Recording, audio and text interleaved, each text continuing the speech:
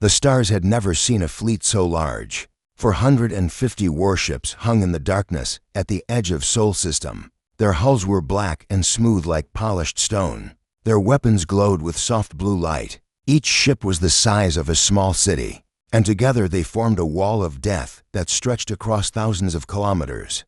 High Commander Torvik stood on the bridge of his flagship, the Dominion's Wrath. He was tall for a Velthri, nearly 3 meters of scaled muscle and sharp teeth. His 4 eyes scanned the tactical display without interest. This would not be a battle. This would be an execution. Status report, he said. His voice was deep and carried the weight of absolute authority. All ships in position. High Commander, replied his tactical officer. The human defense fleet has been detected near their 4th planet. 32 vessels, mostly cruisers and destroyers. Nothing larger than a battlecruiser. Torvik allowed himself a small smile. 32 ships against 450. The humans are either brave or stupid. Perhaps both, Commander, said his second officer, a younger Velthri named Kellex. Intelligence reports suggest they refused our tribute demands 3 times. They claim they would rather die free than live as servants. Then they will have their wish. Torvik turned to face the main view screen. Earth was still far away, just a tiny blue dot among millions of stars. But it would grow larger soon. Begin the advance. Standard conquest formation. I want this finished before the next cycle. The order went out across the fleet. Engines roared to life. 450 warships began to move as one. A tide of destruction rolling toward a world that had never known such danger. On Earth. The alarms started at exactly 14:30 to Universal Time. In Tokyo. People looked up from their work as screens flickered to emergency broadcasts. In New York, traffic stopped as drivers heard the news on their radios. In Mumbai, children were pulled from schools. In Sao Paulo, families gathered around their screens and watched with growing terror. The message was simple and terrifying. An alien fleet of unprecedented size had entered the solar system. Humanity was under attack. In Geneva, the United Terran Council convened an emergency session. Presidents, prime ministers, and generals gathered in a vast underground chamber. Their faces were pale with fear. Their voices were tight with controlled panic. Admiral Chen Wei stood at the center of the room. She was 63 years old, with gray hair cut short and eyes that had seen too much death. She had served humanity for 40 years. Through border conflicts and pirate raids and one brief war with a minor alien species. But nothing had prepared her for this. The situation is simple, she said. Her voice was calm because it had to be. A species called the Velthri Dominion has entered our system with 450 warships. They demanded tribute, slaves, resources, our complete submission. We refused. Now they have come to make an example of us. A politician from Europe raised his hand. What are our options, Admiral? Surely we can negotiate. Offer them something, anything. Chen Wei shook her head. The Velthri do not negotiate. Our intelligence on them is limited. But we know they have conquered 17 species in the past century. None of those species exist anymore. The Velthri believe in total dominance. Submission is not survival. It is simply a slower death. Then what do we do? The question came from the Secretary General herself, a woman named Adaora Okafor. Her voice was steady, but her hands shook slightly. We fight, Chen Wei said. Our defense fleet will engage the enemy and buy as much time as possible. We estimate we can slow their advance by 6 to 8 hours. During that time, we will evacuate as many people as possible to the deep shelters. We will disperse our genetic archives and cultural records to hidden locations. We will ensure that even if Earth falls, humanity will survive somewhere. Silence filled the chamber. Everyone understood what she was not saying. The defense fleet would be destroyed. Earth would burn. Billions would die. The lucky ones would hide in holes in the ground and hope the Velthri did not find them. Is there no hope? Someone whispered. Chen Wei opened her mouth to respond, but another voice interrupted. Admiral Chen. A young communications officer burst through the doors. His face was flushed with excitement and confusion. Something is happening in the outer system. We're receiving a transmission. A very old transmission. Old? What do you mean? The frequency, ma'am. It's a military channel we haven't used in over 300 years. And the message, he looked at his tablet, then back at her with wonder in his eyes. The message says, Terran Defense Protocol Omega initiated. The Endurance is returning home. The name meant nothing to Chen Wei. She looked around the room and saw the same confusion on every face. What is the Endurance? Is it one of our ships? No, ma'am. At least, not in any current registry. The officer was typing frantically on his tablet. I'm searching historical databases now. The name doesn't appear in... Wait, I found something. But this can't be right. What is it? The Endurance was a Terran defense frigate. It was launched 312 years ago during something called the Scourge Wars. It was listed as missing, presumed lost. He looked up. Admiral, that ship should not exist anymore.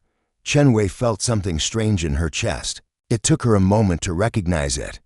Hope, small and fragile, but real. Show me everything you have on this ship, now. The history files were incomplete and corrupted by time, but enough remained to tell the story. 3 centuries ago, humanity had nearly destroyed itself, not through war with aliens, but through something far worse. A biological threat called the Scourge had swept across Earth's colonies. Billions died. Civilization collapsed. The survivors fought over scraps while the Scourge continued to spread. In those desperate times, the remnants of Earth's government had conceived a terrible plan. They would build a ship, not a warship, exactly. Something else. A lifeboat. A time capsule. A last hope. The Endurance was that ship. It was loaded with genetic archives containing the DNA of every species on Earth. It carried cultural records, scientific knowledge, art, music, literature. Everything that made humanity worth remembering. And it carried weapons. Not enough to conquer a galaxy, but enough to carve out a new home somewhere if Earth fell. 47 volunteers had crewed the ship. They knew they might never return. They knew they might drift through the void forever, frozen in cryo-sleep, waiting for a signal that would never come. But they went anyway, because someone had to ensure that humanity would survive, even if Earth did not. The Scourge Wars had ended unexpectedly. A brilliant scientist had engineered a plague that killed the Scourge, but spared humans. Civilization had slowly rebuilt, and in the chaos and relief that followed, the Endurance was forgotten. It had already launched on a trajectory that took it beyond communication range. It was gone, lost, erased from popular memory. Until now. High Commander Torvex received the report with mild irritation. A single ship. Approaching our fleet? Yes, Commander, his sensor officer replied. It appears to be a frigate. Very old design. Power signatures suggest technology at least 300 years out of date. It is broadcasting a warning message demanding that we withdraw from the system. Torvix laughed. The sound was harsh and cold. One frigate demands that we withdraw? Have the humans lost their minds? It does not match any known human ship design, the officer continued. Our records show nothing like it. It may be a relic of some kind. Then it will be a destroyed relic. Torvex waved his hand dismissively. Send 10 ships to deal with it. I will not slow our advance for a piece of ancient metal. Yes, Commander. 10 Velthri warships broke formation. Their engines flared as they moved to intercept the approaching contact. Each ship was armed with enough firepower to level a continent. Against one old frigate, they were overwhelming force. Aboard the Endurance, alarms continued to sound. Captain Yuki Tanaka opened her eyes and felt ice in her bones. The cryopod hissed as it released her, and she stumbled out onto a metal floor that vibrated beneath her feet. Her muscles screamed with the pain of 3 centuries of sleep. Her mind struggled to understand what was happening. Guardian, she managed to say. Her voice was rough and broken. Status report. The ship's AI responded immediately. Its voice was calm and measured, exactly as she remembered. Captain Tanaka, welcome back. I apologize for the abrupt awakening. Protocol Omega has been activated. Protocol Omega. The words cut through the fog in her mind like a blade. Protocol Omega meant only one thing. Earth was in danger. Existential danger. The kind of danger that warranted waking a dead ship from 300 years of sleep. Explain, she said as she pulled herself to her feet. A hostile fleet of 450 warships has entered Sol System. They are on course for Earth, based on their trajectory and known military doctrine of the species involved. I calculate a 97% probability that their intent is planetary extinction. Tanaka felt the deck sway beneath her. Or perhaps that was just her own shock. 450 ships. And Earth's defenses? Approximately 32 vessels. They cannot win this engagement. Earth will fall within the next 12 hours unless intervention occurs. Other pods were opening around her now. Her crew was waking. 47 people who had volunteered to die in darkness so that humanity might live. They stumbled. The bridge of the entrance was small and cramped. It had been designed for efficiency, not comfort. Every surface was covered with screens and control panels and cables that hummed with power. The air smelled of recycled oxygen and old metal. Captain Yuki Tanaka sat in the command chair and watched the tactical display. Her crew moved around her with quiet precision, each person falling into their role as if they had never slept for 300 years. Muscle memory was a powerful thing. So was training. Guardian, she said. Give me everything you know about the Velthri. The AI's voice filled the bridge. The Velthri Dominion is an expansionist species that emerged approximately 400 years ago. They are reptilian in origin, averaging 2 to 3 meters in height. Their society is built on conquest and domination. They do not accept surrender or negotiate peace. Species that resist them are destroyed. Species that submit are enslaved and eventually destroyed anyway.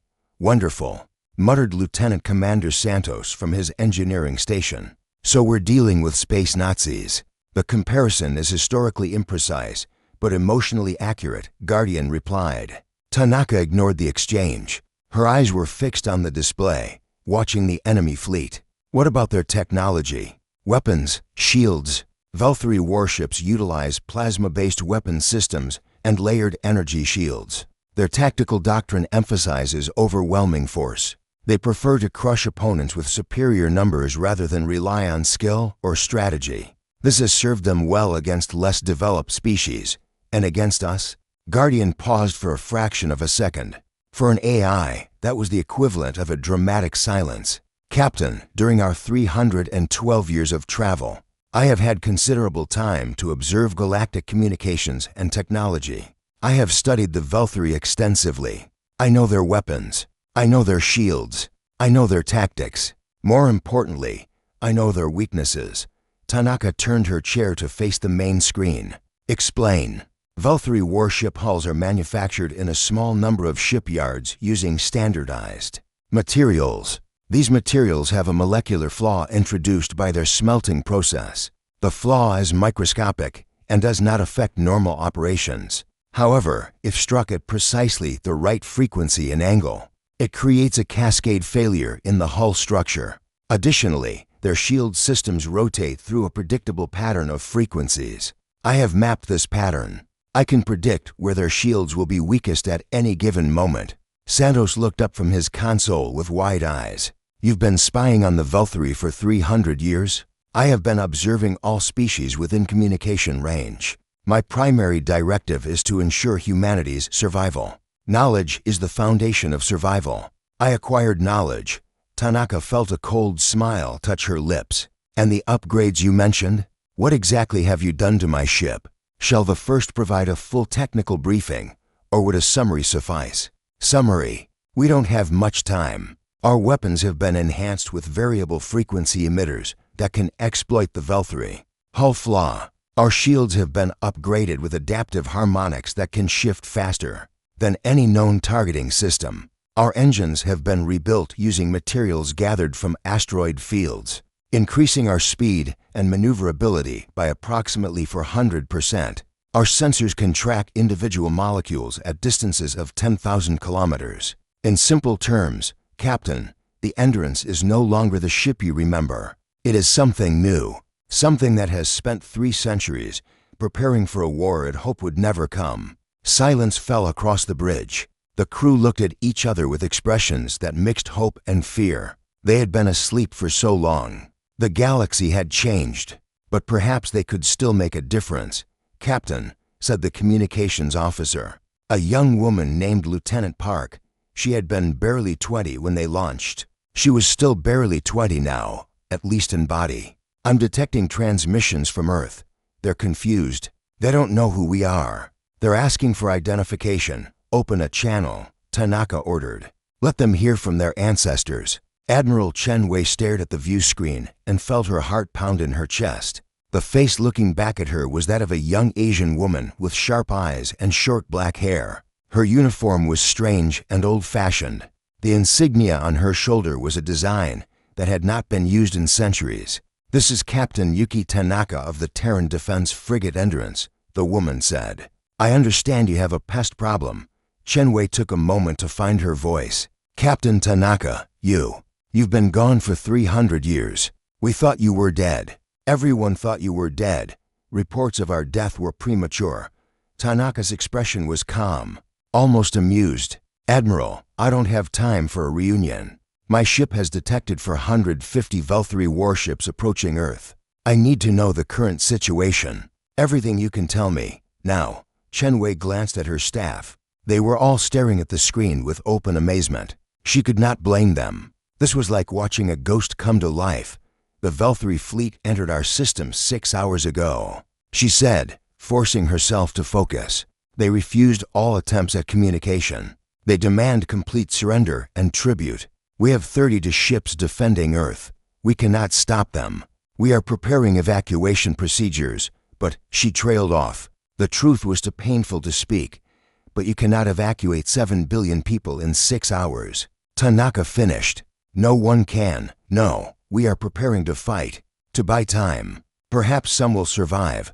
Perhaps more than some." Tanaka leaned forward. "Admiral, my ship has capabilities that were not possible when we launched. We have spent 300 years studying the galaxy. We know the Valkyrie. We know their weaknesses. I believe we can make a difference. One ship against 450? Captain, that is suicide." Maybe not."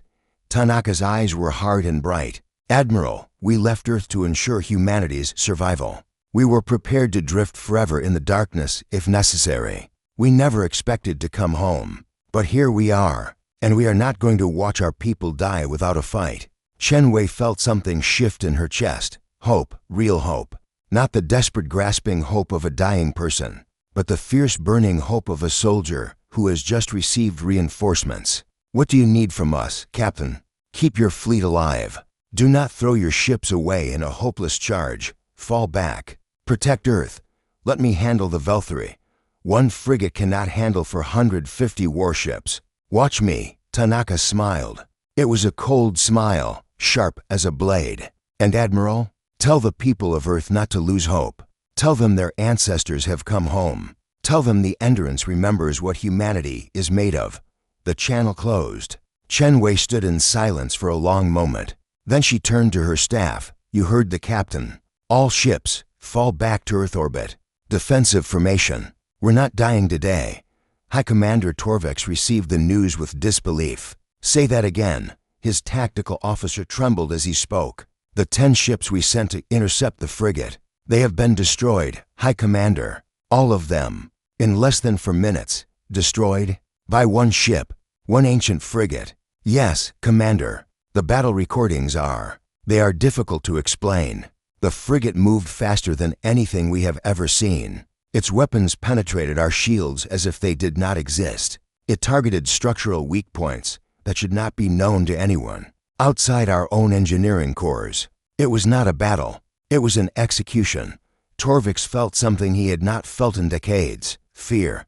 He crushed it quickly, but it left a cold residue in his chest. "Show me the recordings."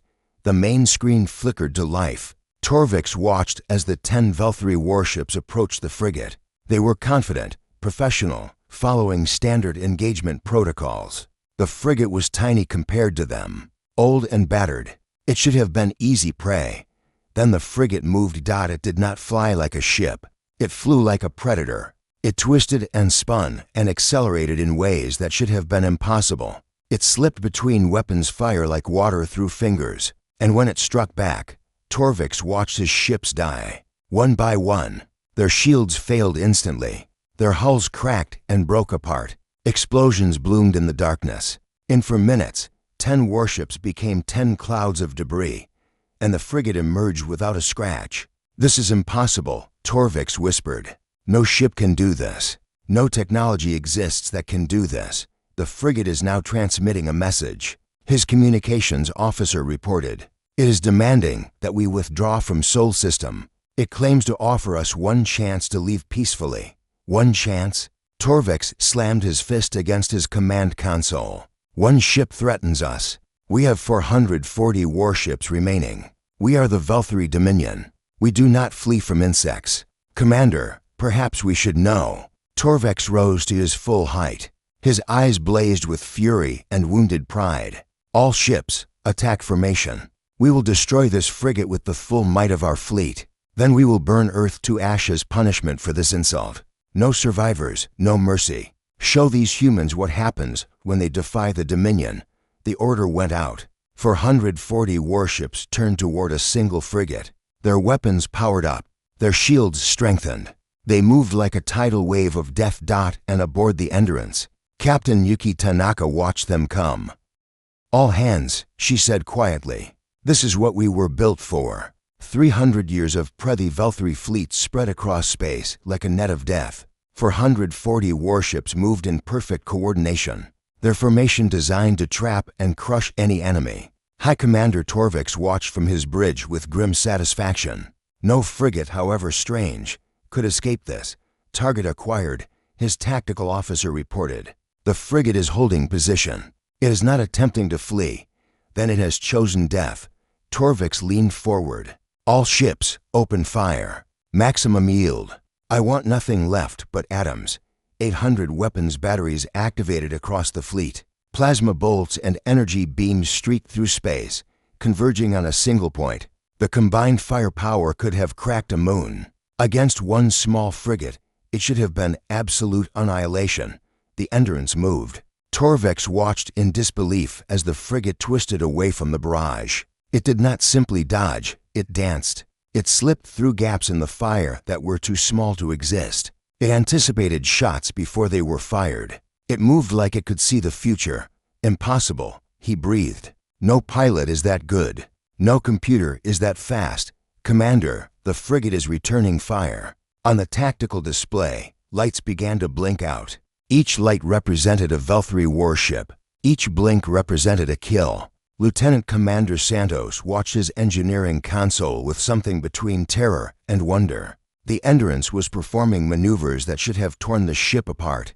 The G-forces alone should have killed the entire crew, but the internal dampeners held. Guardian had thought of everything. "How is this possible?" he muttered. "We're flying through a wall of weapons fire, and we haven't been hit once. I have analyzed every weapon system in the Velthari arsenal." Guardian replied through his console speaker. "I know their firing patterns, their targeting algorithms, their rate of fire. I know where every shot will be before it is fired. We simply avoid being in those locations. For how long?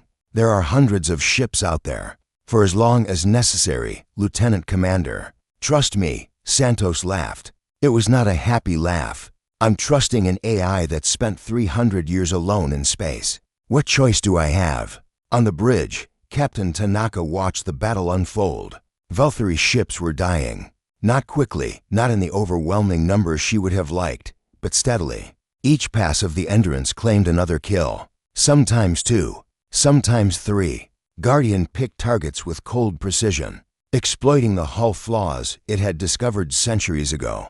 But the Velthari were adapting. Their formation was tightening. They were learning the Endurance's attack patterns and adjusting their fire. It was taking longer to find gaps in their barrage. The margin for error was shrinking. "Guardian," Tanaka said. "Status report. We have destroyed 47 Velthari warships. Our shields have taken 12 minor impacts. Hull integrity remains at 98%. However, the enemy is adapting faster than projected. At current rates, we will be unable to avoid incoming fire within approximately 23 minutes. 23 minutes. Tanaka did the math in her head. 47 ships in roughly 30 minutes. At that rate, they might destroy another 40 before they were hit. That would still leave over 350 Velthari warships intact. More than enough to destroy Earth. We need a new approach, she said. Agreed. I have a suggestion. I'm listening. The Velthri are protecting their flagship. It is at the center of their formation, surrounded by their heaviest warships. High Commander Torvex is aboard. If we eliminate the flagship, their command structure will collapse. Velthri tactical doctrine relies heavily on central command. Without Torvex, the fleet will fall into confusion. Tanaka studied the tactical display. The flagship was indeed at the center, protected by layer after layer of warships. Getting to it would mean flying through the densest concentration of enemy fire in the entire battle. Can we reach it? Unknown.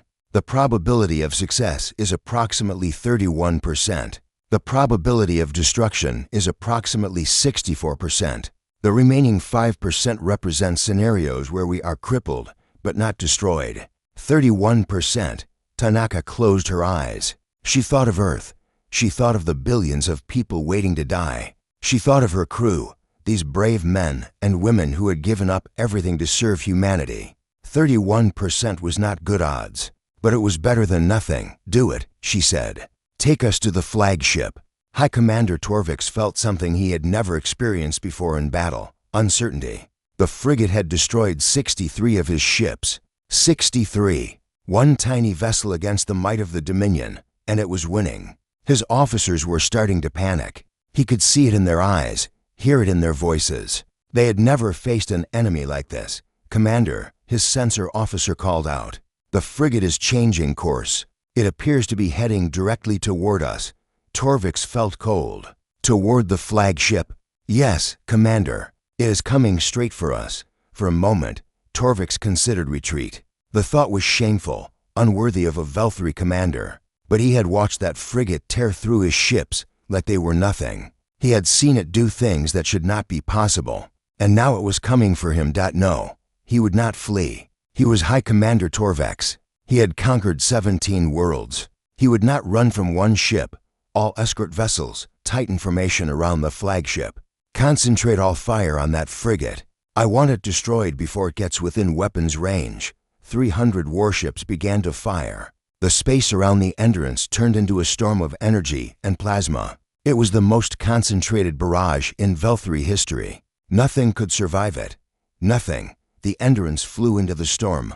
Aboard the frigate, alarms were screaming. The ship shook as near misses rattled the hull. Lights flickered. Sparks flew from damaged consoles. For the first time, Guardian's perfect evasion was failing. Shields at 70%. Santos shouted from engineering. We're taking hits. Stay on course, Tanaka ordered. Her voice was calm even as her heart raced. Guardian, how far to the flagship?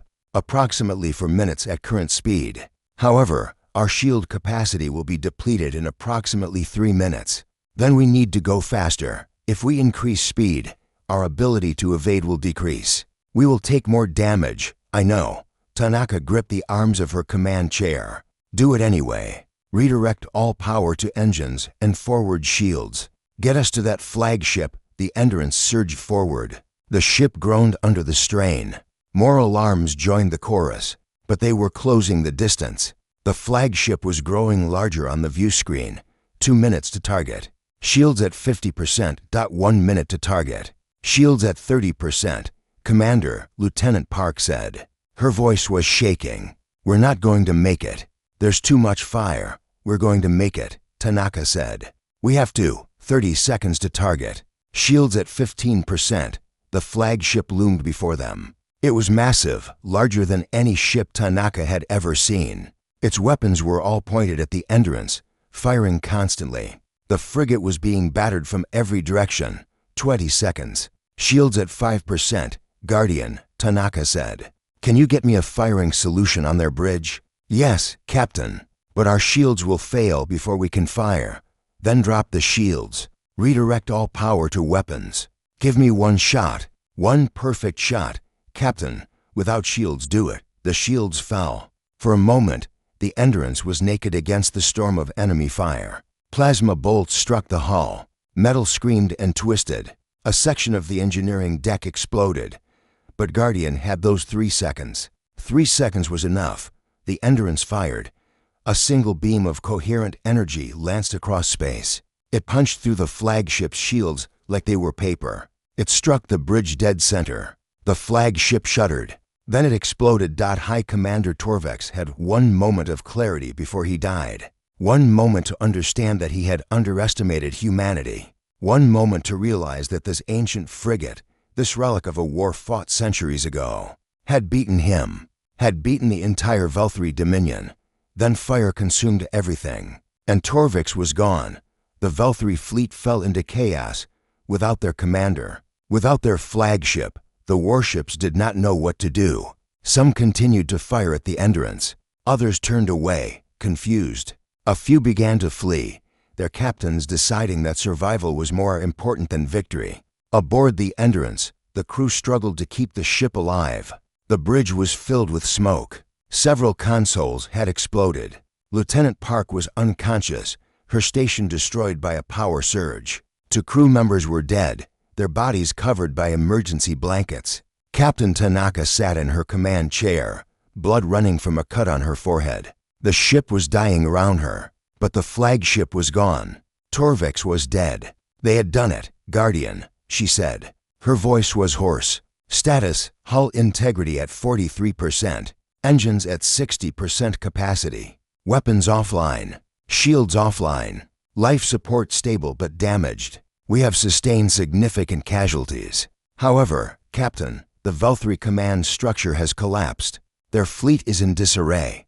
Tanaka looked at the tactical display. The Velthri ships were scattering. Some were still fighting each other, confused by the loss of central command. Others were simply drifting, their crews unsure what to do. How many ships did we destroy? 7.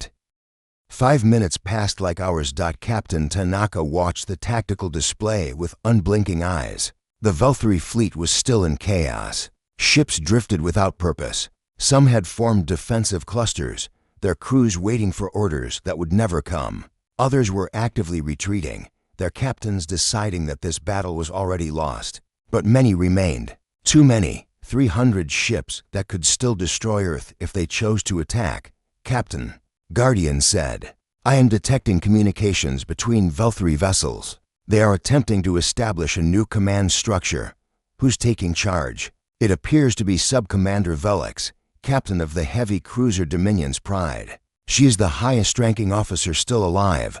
Tanaka studied the display. The Dominion's Pride was near the center of the remaining fleet, surrounded by a cluster of loyal warships. If Velix managed to rally the fleet, if she convinced them to attack, the Endurance would be destroyed, and Earth would follow. Can you intercept their communications? Tanaka asked. Yes, Captain. Shall I translate? Do it. The bridge speakers crackled with alien voices. The Velthri language was harsh and guttural, but Guardian's translation was smooth. Cannot retreat. We are the Dominion. We do not flee from insects. Sub-Commander, our flagship is destroyed. High Commander Torvex is dead. That frigate killed him with a single shot. How do we fight something like that? It is one ship, one damaged ship. We have 300 vessels. We can crush it, and then what? You saw what it did. You saw how it moved. If humanity has one ship like that, they may have more. We were told this would be easy. We were told Earth was defenseless. We were lied to. The Dominion does not accept defeat. The Dominion is not here, Sub-Commander. Torvex is dead. The High Council is 100 light-years away. We are alone, and we are facing an enemy that just destroyed our most powerful fleet. Silence. Then Velix spoke again. What do you suggest? We leave. We report what happened. Let the High Council decide what to do next. But we do not throw away our lives against that. That thing. More voices joined the debate. Some agreed with the retreat. Others demanded blood and vengeance. The fleet was fracturing, its unity shattered by fear and confusion. Tanaka listened and felt a spark of hope. The Velthri were afraid, truly afraid, not just of the Endurance, but of what it represented. They had come expecting easy prey. Instead, they had found something that terrified them. Guardian, she said quietly, prepare a message to Sub-Commander Velix. Private channel. I want to talk to her directly. Captain, is that wise? Direct communication with the enemy could just do it. A moment later, the connection was established. Tanaka took a deep breath and began to speak. Sub-Commander Velix, this is Captain Tanaka of the Endurance.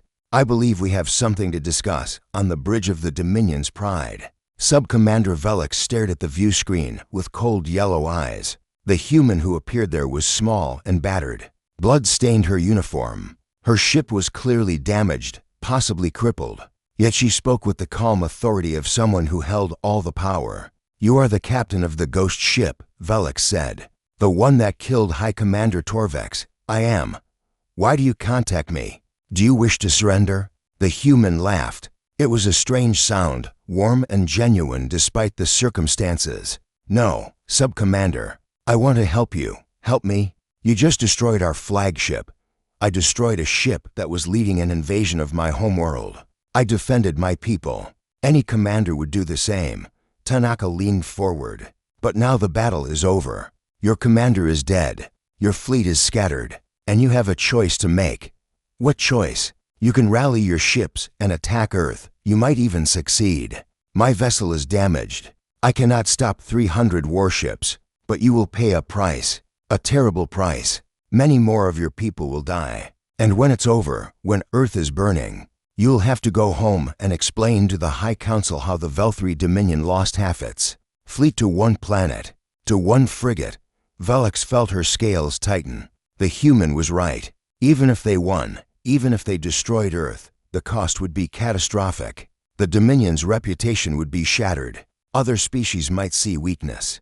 They might rebel. The consequences would echo for generations. Or, Tanaka continued, "You can leave. Go home. Tell the High Council that Earth is not worth the cost. Tell them that humanity is stronger than they believed. Tell them that we don't want war, but we will fight if we have to. And then maybe, someday, we can find a better way. A better way." Velix's voice was sharp with disbelief. "You think the Dominion will simply forget this? Forget our dead? Forget the insult? I think the Dominion is practical. I think your leaders will look at the numbers and decide that humanity is more trouble than we're worth. At least for now." Tanaka's eyes were steady. "Sub-Commander, I'm not offering you peace. I'm offering you survival. Take it or leave it." Velix stared at the screen for a long moment. She thought of her crew, her ship, the 300 vessels under her temporary command. She thought of the families waiting back home, the children who would never see their parents again if this battle continued. And she thought of that frigate, that ancient, impossible frigate that had killed Torvex with a single shot, that had danced through weapons fire like it was nothing, that had shattered the Dominion's pride in a matter of minutes. "How do I know this is not a trap?" she asked finally. "How do I know you will not attack us as we retreat?" "You don't," Tanaka admitted. "You'll have to trust me, just as I'm trusting you to leave peacefully." "Sometimes, Sub-Commander, trust is all we have." Velix made her decision. "All ships," she said, opening a fleet-wide channel. "This is Sub-Commander Velix assuming command. We are withdrawing from Sol System. All vessels set course for the border. We will regroup at Station Calyx 7 and report to the High Council." The responses were immediate. Relief, anger, confusion, but obedience. The Velthri military hierarchy held, even in chaos. Velix had given an order. The fleet would follow. "Captain Tanaka," Velix said, returning to the private channel. "This is not over. The High Council will demand answers. They may demand revenge. You have made a powerful enemy today, I know." Tanaka nodded slowly. "But I've also shown what humanity can do. Maybe that will make them think twice. Maybe it will give us time to prepare. Or maybe they'll come back with 1,000 ships. Either way, we'll be ready. You are either very brave or very foolish, maybe both." Tanaka smiled slightly. "Safe journey, Sub-Commander. I hope we don't meet again in battle." The channel closed. Velix turned to her crew and began issuing orders. Around her, the Velthri fleet started to move. 300 warships turning away from Earth. 300 ships that could have ended humanity, choosing to leave on Earth. The news spread like wildfire. Admiral Chen Wei watched the tactical display as the Velthri fleet withdrew. She could hardly believe what she was seeing. 1 hour ago, humanity had been facing extinction. Now their enemies were leaving, running, because of one ship. "Admiral," her communications officer called. "We're receiving a transmission from the Endurance. Captain Tanaka is requesting permission to dock at Orbital Station 7. Permission granted. And tell the captain. Tell her thank you. From all of us, across the planet, people poured into the streets. They had watched the battle on their screens. They had seen the Endurance destroy the Valkyrie flagship. They had heard Tanaka's ultimatum. And now they celebrated. In Tokyo, crowds gathered at the Space Museum, where ancient artifacts from the first lunar missions were displayed. In New York, Times Square filled with people chanting and cheering. In Mumbai, children drew pictures of a small ship fighting against giants. In Sao Paulo, church bells rang for the first time in decades. Humanity had been saved by ghosts, by 47 people who had left Earth 300 years ago, expecting to drift forever in the darkness, by a ship that should not have existed, by a captain who refused to let her people die. The Endurance limped toward Earth orbit. Its hull was scorched and scarred. Entire sections had been destroyed. Smoke still leaked from damaged compartments, but it was still flying, still fighting. Captain Tanaka sat in her command chair and watched the blue marble grow larger on the view screen. Earth, home. She had dreamed of this moment for so long. In the cold years before cryosleep, before the mission began, she had imagined what it would be like to see Earth again. She had never expected it to happen. We did it, Santos said. He stood beside her, his uniform torn and stained with oil. We actually did it. We did something, Tanaka agreed. Whether it's enough remains to be seen. Captain, Guardian's voice was softer than usual, almost gentle. I want you to know that it has been an honor serving with you. All of you. When I was created, I was given one purpose: ensure humanity's survival. Today, we fulfilled that purpose together. Tanaka felt tears prick her eyes. She blinked them away. The honor is ours, Guardian. We couldn't have done this without you, perhaps, but I could not have done it without a crew willing to fly into certain death for their people. That is not programming. That is something else, something I do not fully understand, but I admire it greatly. The ship shuddered as it entered Earth's orbital traffic. Medical vessels were already approaching, ready to take the wounded. Repair drones swarmed around the damaged hull. Escort fighters flew alongside, their pilots saluting through. 3 weeks had passed since the Battle of Sol System. The Valkyrie fleet had retreated beyond the border. Earth's wounds were healing, and the galaxy was watching. Captain Yuki Tanaka stood in the observation lounge of Orbital Station 7, looking down at the planet she had saved. The view was magnificent. Blue oceans, green continents, white clouds swirling in endless patterns. It was the same Earth she remembered from 3 centuries ago, and yet it was completely different. The door behind her opened. Admiral Chen Wei entered, her footsteps soft on the metal floor. Captain Tanaka. Thank you for meeting with me. Tanaka turned. The Admiral looked different from their first conversation. Less afraid, more certain. The weight of imminent death had lifted from her shoulders. Of course, Admiral. What can I do for you? The United Terran Council has been discussing your situation, your crew's situation. Chen Wei moved to stand beside her at the window. You and your people are heroes.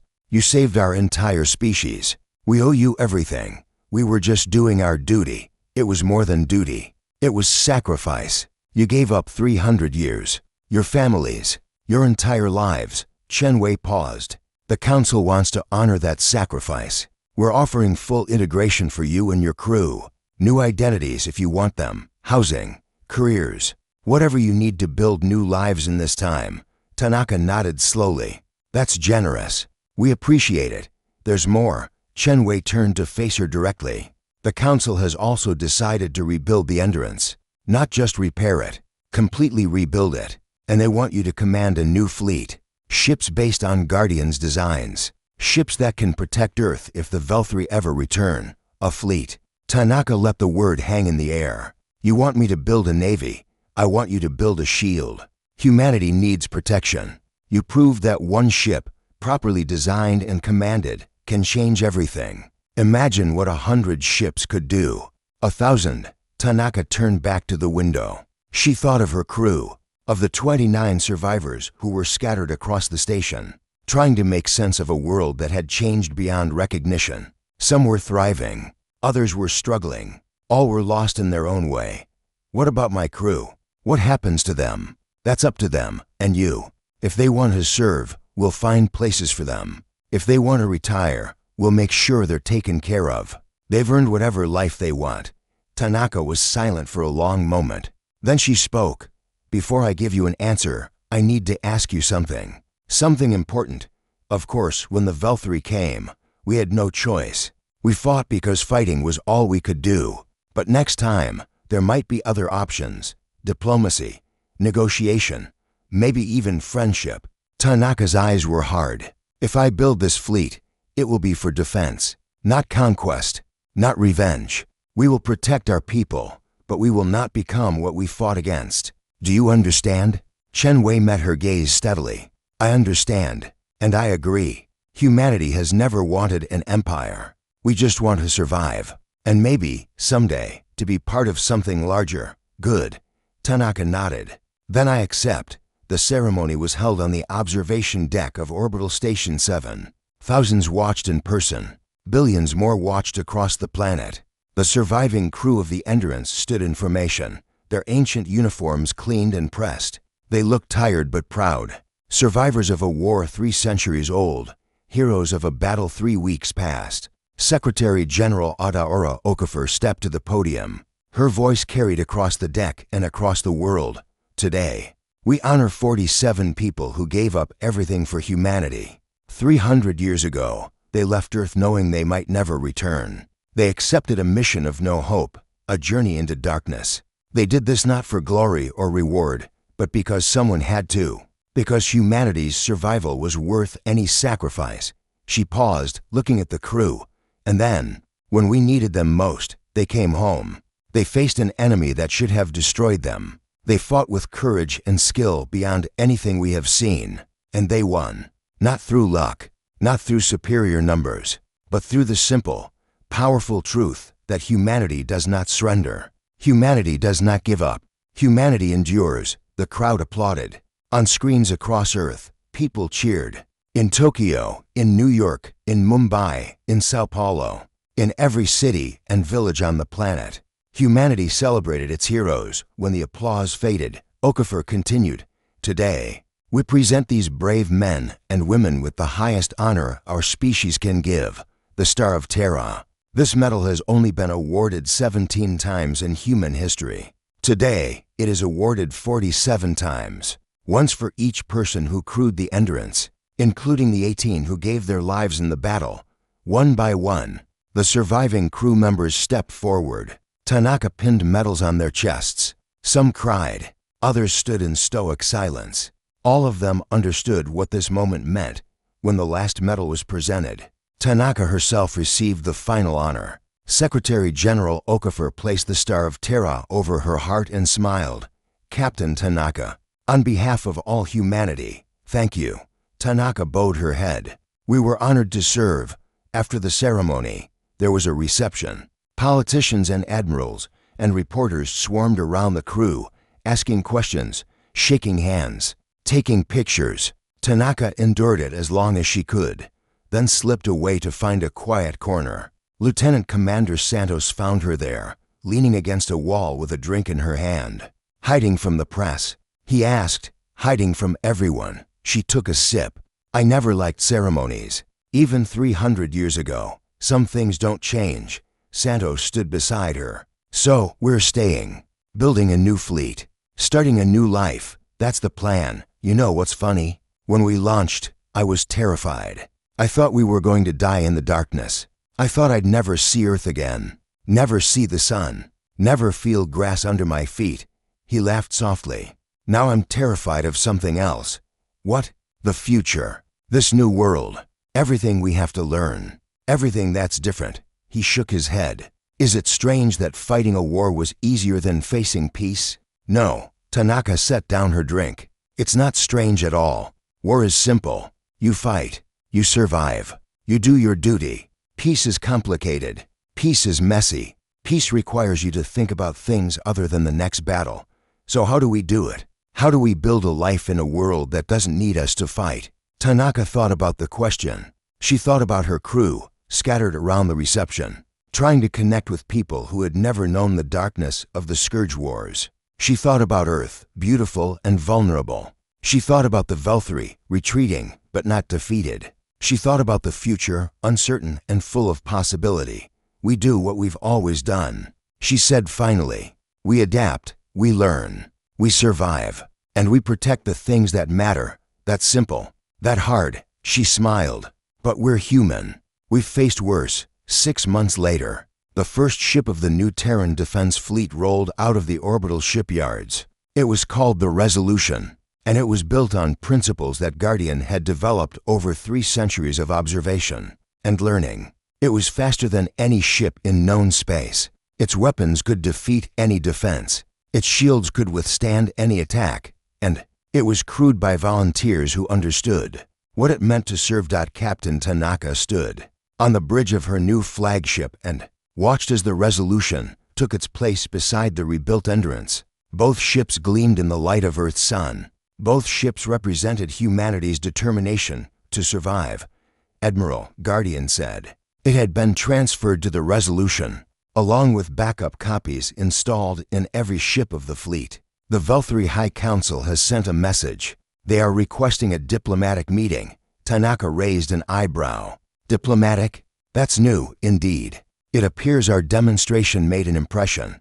The Council is concerned about the cost of continued conflict. They wish to discuss terms.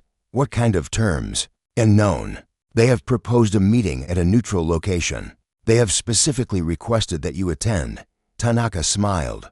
Me specifically? I'm flattered. You did kill their high commander. It is possible they wish to assess the threat you represent, or they want to kill me. Also possible. However, I calculate a 63% probability that they genuinely wish to negotiate. The Velthri are practical. They have recognized that humanity is not easy prey. Negotiation may be more profitable than war. Tanaka thought about it. 6 months ago, she had offered the Velthri a choice, leave or die. They had chosen to leave. Now they were coming back, not with weapons, but with words. Maybe that was progress. Maybe it was a trap. Either way, it was an opportunity. Tell them I accept, she said. But on one condition. The meeting takes place here, in orbit around Earth. If they want to talk, they come to us. That is a bold request. It's a statement. We're not afraid of them. We never were. Tanaka turned to face the view screen.